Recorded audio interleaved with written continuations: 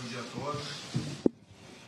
Quero cumprimentar aqui não só os jornalistas, o pessoal da imprensa, mas especialmente aqui o pessoal do Ministério da Justiça e Segurança Pública aqui presente.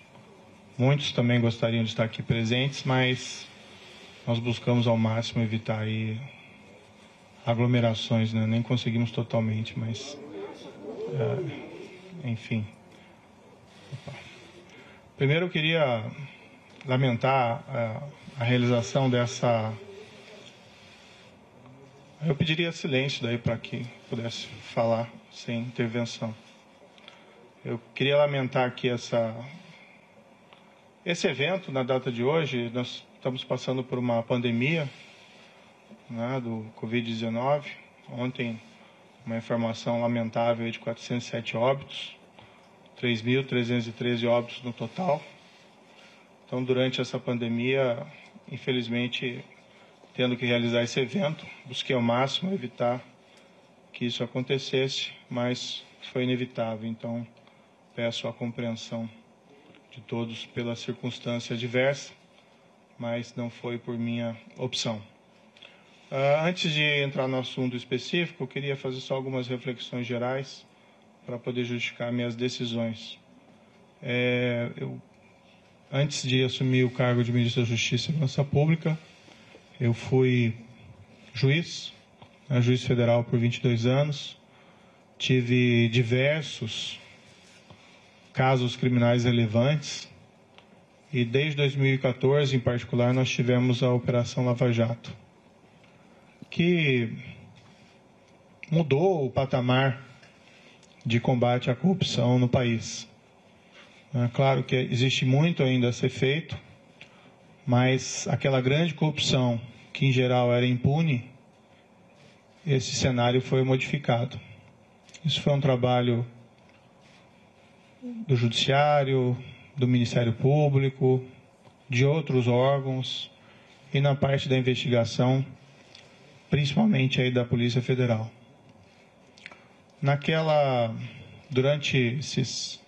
Desde 2014, né, na Lava Jato, a gente sempre tinha uma preocupação constante de uma interferência do Executivo nos trabalhos da investigação. E isso poderia ser feito de diversas formas: troca do diretor-geral, assim que houvesse causa, troca do superintendente. Tivemos, no início da Lava Jato, o superintendente Rosalvo Ferreira, que convidei aqui para o Ministério, fazendo um grande trabalho. Depois foi sucedido pelo superintendente Valeixo, né, também nomeado diretor-geral da Polícia Federal, fazendo também um grande trabalho. Houve essa substituição, mas essa substituição na época foi pela aposentadoria, né, do Dr. Rosalvo. E, enfim, foi garantida a autonomia da Polícia Federal, né, durante esses trabalhos lá de investigação. É certo que o governo da época tinha inúmeros defeitos, né, aqueles crimes gigantescos de corrupção que aconteceram naquela época, mas foi fundamental a manutenção da autonomia da PF para que fosse possível realizar esse trabalho, seja de bom grado ou seja pela pressão da sociedade. Essa autonomia foi mantida, isso permitiu que os resultados fossem alcançados. Isso é até um ilustrativo, né, da importância de garantir Estado de Direito, Rule of Law, autonomia das instituições de controle e de investigação.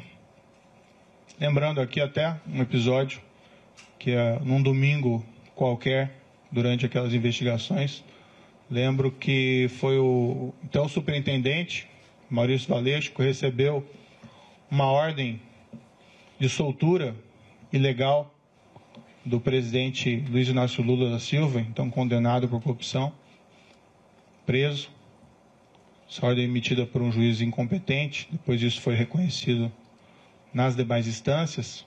Foi graças à autonomia dele e ao sentimento da necessidade de cumprimento do dever que ele comunicou às autoridades judiciárias e foi possível rever essa ordem de prisão ilegal antes que ela fosse executada, a demonstrar o empenho dessas autoridades e da importância da autonomia das organizações de controle.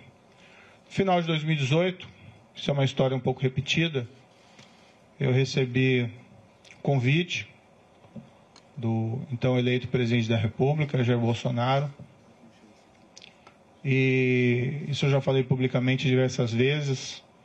É fácil repetir essa história, porque essa história é absolutamente verdadeira. E fui convidado a ser ministro da Justiça e da Segurança Pública. O que foi conversado com o presidente, lembro, foi no 1º de novembro, foi que nós teríamos um compromisso com o combate à corrupção, o crime organizado e a criminalidade violenta. Inclusive foi me prometido na ocasião carta branca para nomear todos os assessores, inclusive desses órgãos, né, policiais, como a Polícia Rodoviária Federal e a própria Polícia Federal. Na ocasião, né, até aproveitando aqui um breve parênteses para desmistificar um dado, foi divulgado equivocadamente por algumas pessoas que eu teria estabelecido como condição para assumir o Ministério da Justiça uma nomeação ao Supremo Tribunal Federal. Nunca houve essa condição, tá? Até porque seria algo de aceitar um cargo de ministro da Justiça pensando em outro. Isso não é da minha natureza. Eu realmente assumi esse cargo, fui criticado, entendo essas críticas, né, mas a ideia era realmente buscar, num nível de formulador de políticas públicas aqui, numa alta posição do Executivo, de aprofundar o combate à corrupção e levar, né, esse maior efetividade em relação também à criminalidade violenta e ao crime organizado. Tem uma única condição que eu coloquei, não ia revelar, mas agora isso acho que não faz mais sentido, manter o segredo. Isso pode ser confirmado tanto pelo presidente como o general Heleno. Eu disse que, como eu estava abandonando 22 anos da magistratura, contribuí 22 anos para a Previdência e perdia, né, saindo da magistratura, essa Previdência. Pedi apenas, já que nós íamos ser firmes contra a criminalidade, especialmente a criminalidade organizada, que é muito poderosa, que se algo me acontecesse, né, pedir que a minha família não ficasse desamparada sem uma pensão. Foi a única condição que eu coloquei para assumir essa posição específica no Ministério da Justiça. Permito-me aqui dizer que o presidente concordou com esse compromisso, nem foi uma condição, o combate à corrupção, criminalidade violenta, criminalidade organizada, né? Falou até publicamente que me daria a carta branca. Eu já tinha uma expertise por trabalhar, né, com polícia, como juiz, evidentemente, em relação à criminalidade organizada, e aceitei, mais uma vez, com aquele intento de realmente fazer com que as coisas evoluíssem. E minha avaliação na época é que essa aceitação ao convite foi muito bem acolhida pela sociedade. Também me via como estando no governo, como um também garantidor.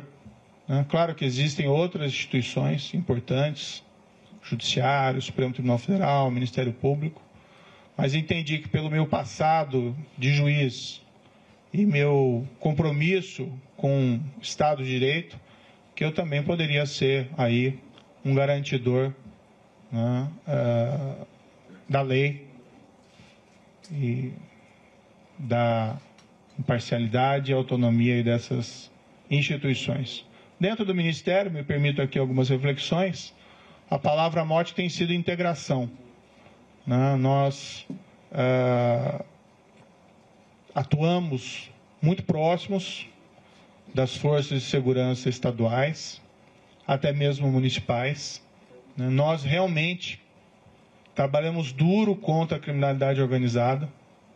Ouso aqui dizer, claro que tudo isso é sujeito a críticas e segundas opiniões, mas que não houve um combate tão efetivo à criminalidade organizada como houve durante essa gestão do Ministério da Justiça e Segurança Pública, trabalhando não contra, mas com os governos estaduais. Tivemos o caso, por exemplo, da transferência e isolamento das lideranças do PCC. Tivemos recentemente a prisão do maior autoridade do PCC em liberdade, 20 anos foragido no exterior, graças a um trabalho de investigação eficiente da Polícia Federal. Tivemos recorde de apreensão de drogas no combate ao crime organizado. Isso é importante, tirar droga das ruas, cocaína, maconha. Isso feito pela Polícia Federal, isso feito pela Polícia Rodoviária Federal, também um belíssimo trabalho aqui desenvolvido, pela Força Nacional nos locais em que ela atua. Tivemos aí recorde de destruição de plantações de maconha no Paraguai, que é o nosso principal fornecedor. Números expressivos de apreensão de produto do crime, seja de droga, seja de corrupção, principalmente aí no caso pela Polícia Federal. Buscamos fortalecer a Polícia Federal e a Polícia Rodoviária Federal nesse período, com ampliação dos concursos existentes. Empregamos aí maciçamente a Força Nacional em todo o território nacional. A Força Nacional é uma instituição que, a meu ver, deveria ser fortalecida.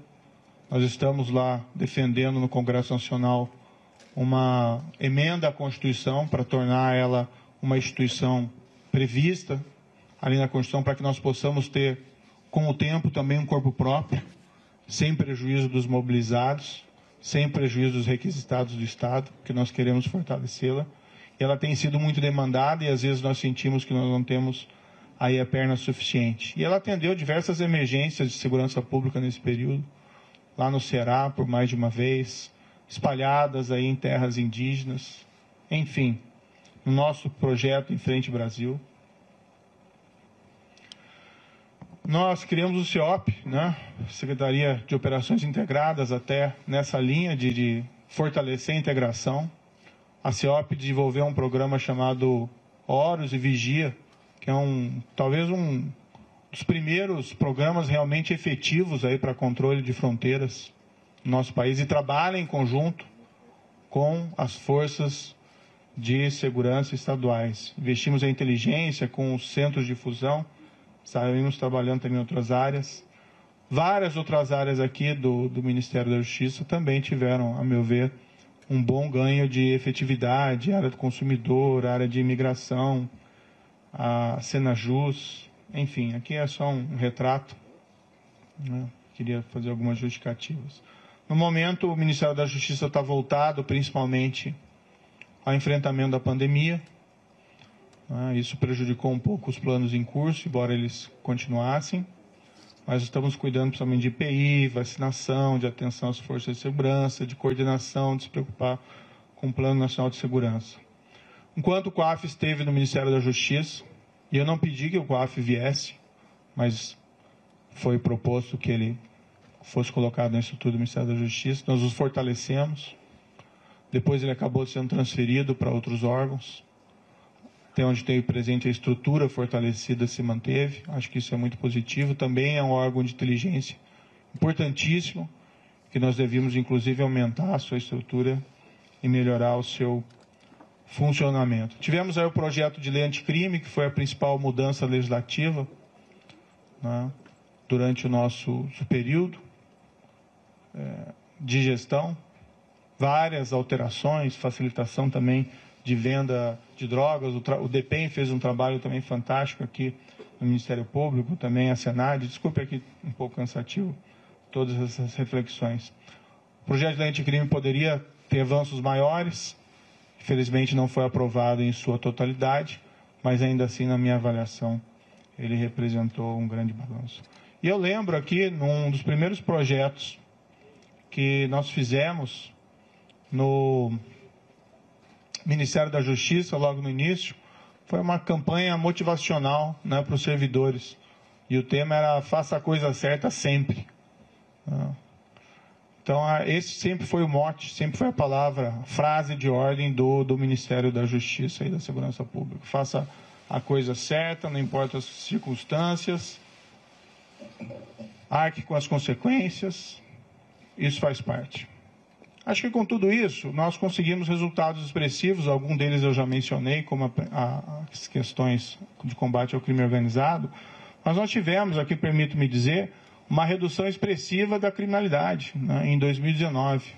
Tudo bem, já tinha uma queda em 2018, mas em 2019 nós tivemos uma queda em percentuais sem precedentes históricos, né, menos 19% de assassinatos. Outros crimes também caíram percentualmente de maneira até mais significativa.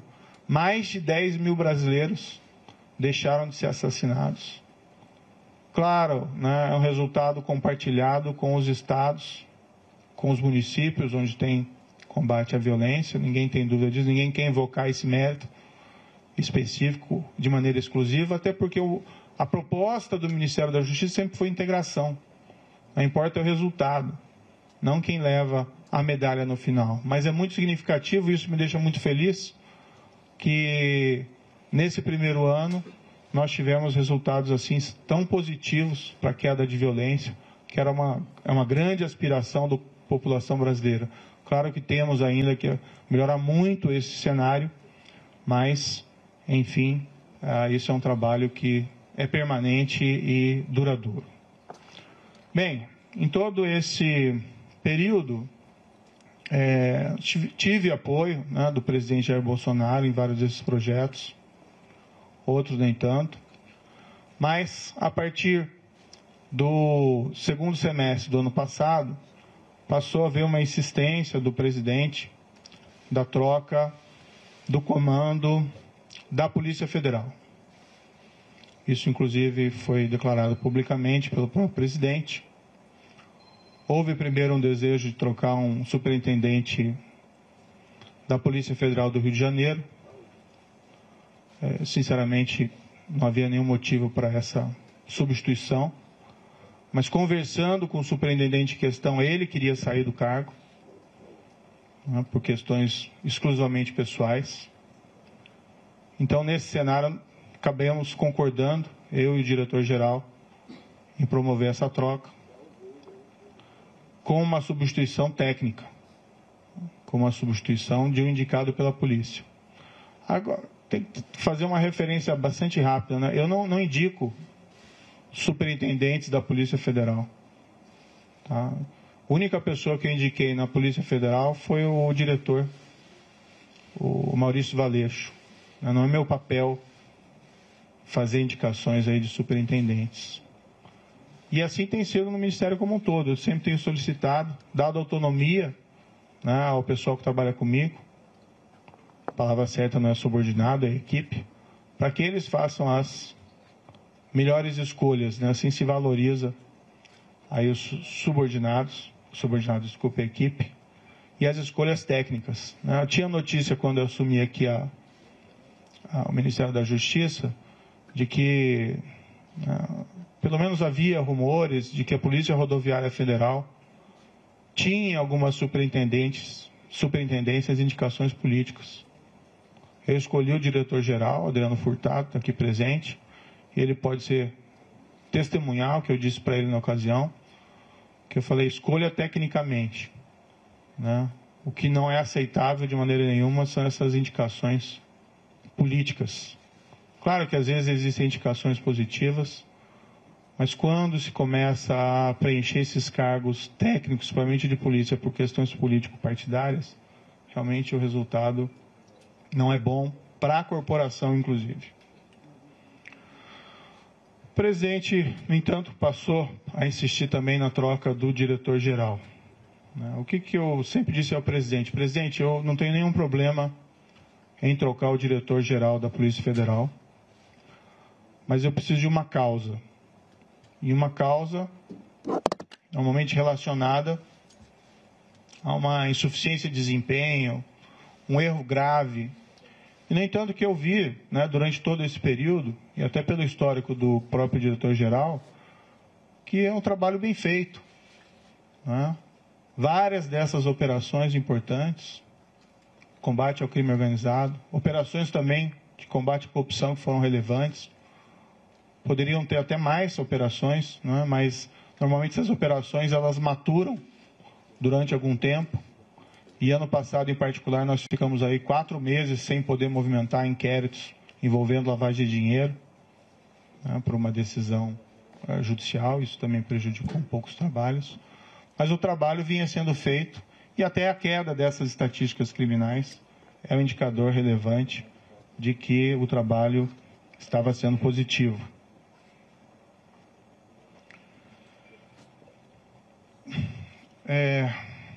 Não é uma questão do nome, né? Tem outros bons nomes para assumir o cargo de diretor da Polícia Federal, né? Há outros delegados igualmente competentes. O grande problema de realizar essa troca, primeiro, haveria uma violação de uma promessa que me foi feita inicialmente, que eu teria carta branca. Em segundo lugar, não haveria uma causa para essa substituição. E estaria claro que estaria havendo ali uma interferência política na Polícia Federal, o que gera um abalo na credibilidade. Não minha, mas minha também, mas também do governo, desse compromisso maior que nós temos que ter com a lei, com o rule of law, e ia ter impacto também, na minha opinião, na própria efetividade da Polícia Federal. Ia gerar uma desorganização. Não aconteceu durante a Lava Jato, a despeito de todos os problemas de corrupção dos governos anteriores. Houve até um episódio em que foi nomeado um diretor no passado com o intuito de interferência política e não deu certo, ficou pouco mais de 3 meses. A própria instituição, né, rejeitou essa possibilidade. E o problema é que nas conversas com o presidente, e isso ele me disse expressamente, que não é só a troca do diretor-geral, né? Haveria também a intenção de trocar superintendentes, novamente o superintendente do Rio de Janeiro, outros superintendentes provavelmente viriam em seguida, a superintendente da Polícia Federal de Pernambuco, sem que fosse me apresentado uma razão, uma causa para realizar esses tipos de substituições que fossem aceitáveis. Dialoguei muito tempo com o presidente, busquei postergar essa decisão, às vezes até sinalizando que poderia concordar no futuro, né, com essa possibilidade. E até num primeiro momento pensando, não, de repente pode ser feito, pode ser alterado, mas cada vez mais me veio a sinalização de que seria um grande equívoco realizar essa substituição. Ontem, né, conversei com o presidente, houve essa insistência do presidente, né, falei ao presidente que seria uma interferência política, ele disse que seria mesmo, né. Falei que isso teria um impacto para todos, que seria negativo. Mas, para evitar uma crise, né, durante uma pandemia, não tenho vocação aí para carbonário, muito pelo contrário, acho que o momento é inapropriado para isso. Eu sinalizei, então, vamos, né, substituir o Valeixo por alguém que represente a continuidade dos trabalhos, alguém com um perfil absolutamente técnico e que fosse uma sugestão minha também. Na verdade, nem minha, uma sugestão da própria Polícia Federal. Eu sinalizei com o nome do atual diretor executivo da Polícia Federal, Disney Rossetti. Eu nem tenho uma grande familiaridade com Disney Rossetti, mas é uma pessoa de carreira, de confiança, E como eu disse, essas questões não são pessoais, não são preferências pessoais, são questões que têm que ser decididas tecnicamente. Fiz essa sinalização, mas não obtive resposta. O presidente tem a preferência por alguns nomes que seriam da indicação deles. Eu não sei qual que vai ser exatamente a escolha. Foi ventilado o nome de um delegado que passou mais tempo no Congresso do que na ativa, na Polícia Federal. Foi indicado, o sugerido o nome do atual diretor da BIM, que tem até um bom nome dentro da Polícia Federal. Mas o grande problema é que não são tantos essa questão de quem colocar, o problema é por que trocar. E permitir que seja feita a interferência política no âmbito da Polícia Federal. O presidente me disse mais de uma vez, expressamente, que ele queria ter uma pessoa do contato pessoal dele, que ele pudesse ligar, que ele pudesse colher informações, que ele pudesse colher aí relatórios de inteligência, seja o diretor, seja o superintendente. E realmente não é o papel da Polícia Federal prestar esse tipo de informação. As investigações têm que ser preservadas. Imaginem se durante a própria Lava Jato, o ministro, o diretor-geral, o presidente, então presidente Dilma, o ex-presidente Luiz ficasse ligando para o superintendente em Curitiba para colher informações sobre as investigações de andamento. Então, a autonomia da Polícia Federal, como um respeito aí à autonomia da aplicação da lei, seja a quem for, isso é um valor fundamental que nós temos que preservar dentro de um Estado de Direito. O presidente me disse isso expressamente, ele pode ou não confirmar essas questões, mas, enfim, é algo que realmente eu não entendi apropriado. Então, o grande problema não é quem entra, mas por que alguém entra. E se esse alguém, sendo da corporação, aceitando substituição do atual diretor-geral, com o impacto que isso vai ter na corporação, não conseguiu dizer não para o presidente uma proposta dessa espécie, eu fico na dúvida se vai conseguir dizer não em relação a outros temas. Há uma possibilidade que se afirme que o Maurício Valeixo gostaria de sair, mas isso não é totalmente verdadeiro. O ápice da carreira de qualquer policial federal, delegado da Polícia Federal, é a direção-geral da Polícia Federal. E ele entrou com uma missão. Claro que, depois de tantas pressões para que ele saísse, ele de fato até manifestou a mim, olha, talvez seja melhor eu sair para diminuir essa cisma, e nós conseguimos realizar uma substituição aqui adequada. Eu sairia para uma adjudância ou para outro cargo, mas nunca isso voluntariamente, sim decorrente dessa pressão, que a meu ver não é aí apropriada. E o grande problema, uma substituição que seja orientada aí por causas, que possam ser sustentadas, não haveria aí nenhum problema específico.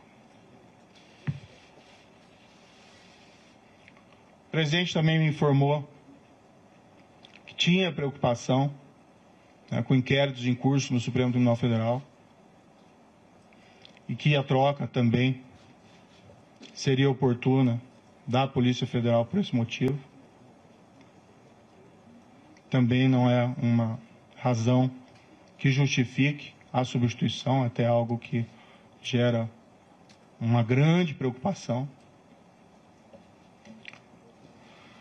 Enfim, eu, né, sinto que eu tenho o dever de tentar proteger a instituição, a Polícia Federal.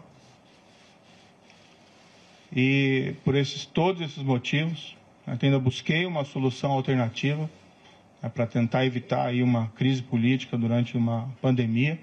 Acho que o foco deveria ser o combate à pandemia, mas entendi que eu não podia aí deixar de lado esse meu compromisso com o Estado de Direito. A exoneração que foi publicada, eu fiquei sabendo pelo Diário Oficial, né, pela madrugada. Eu não assinei esse decreto.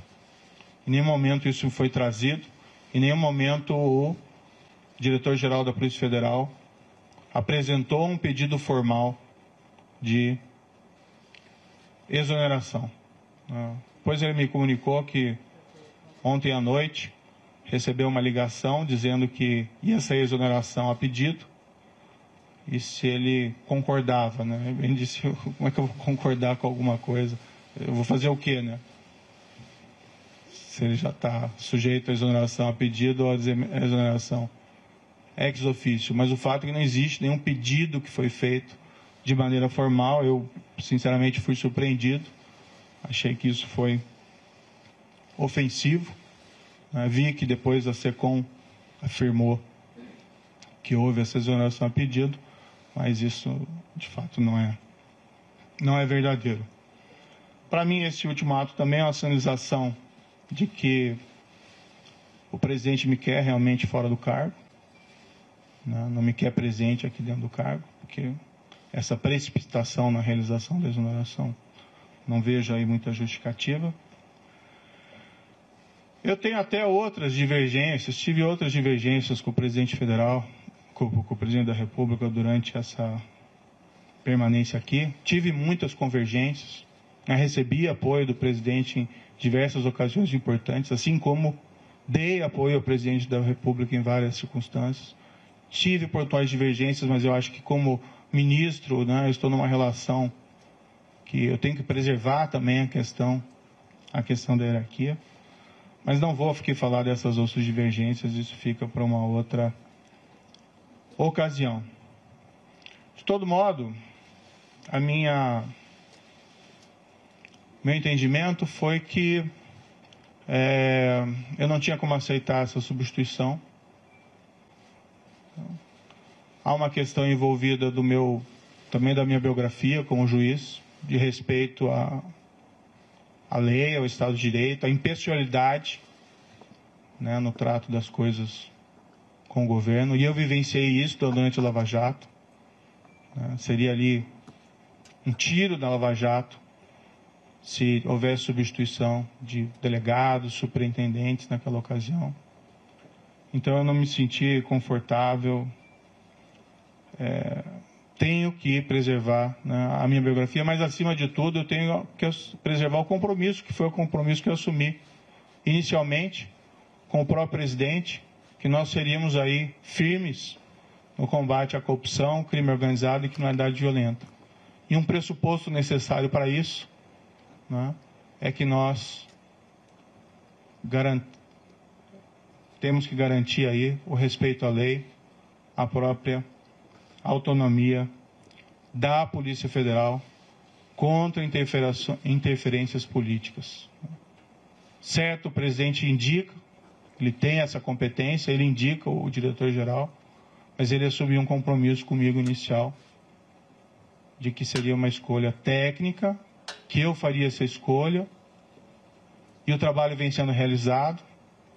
Poderia ser alterado o diretor-geral, desde que eu tivesse uma causa consistente. Não tendo uma causa consistente e percebendo que essa interferência política pode levar a relações impróprias entre o diretor-geral, entre superintendentes, com o presidente da República, é algo que realmente eu não posso concordar.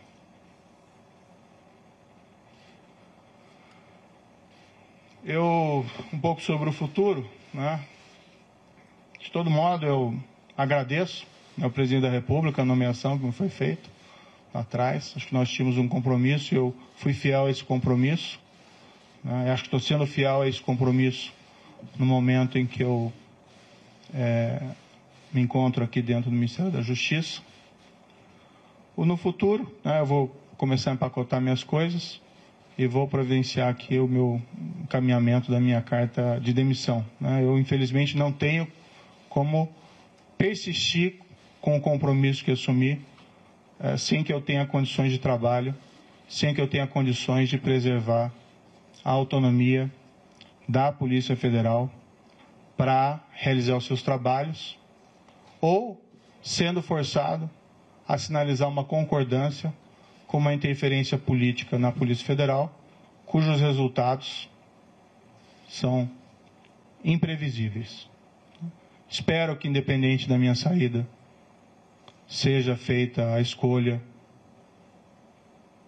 de ou até, né, quem sabe, a própria manutenção do diretor-geral atual, já que o pedido de exoneração não existe, mas não havendo essa possibilidade, que seja feita uma escolha técnica, sem preferências pessoais, né, que também a instituição, dá para se confiar na Polícia Federal, né? A Polícia Federal tem um histórico, ela vai também resistir a qualquer espécie de interferência política, tenho crença nisso, e que seja indicado alguém que possa realizar um trabalho autônomo, independente, alguém que não concorde, né, em trocar superintendentes ou delegados por motivos não justificados.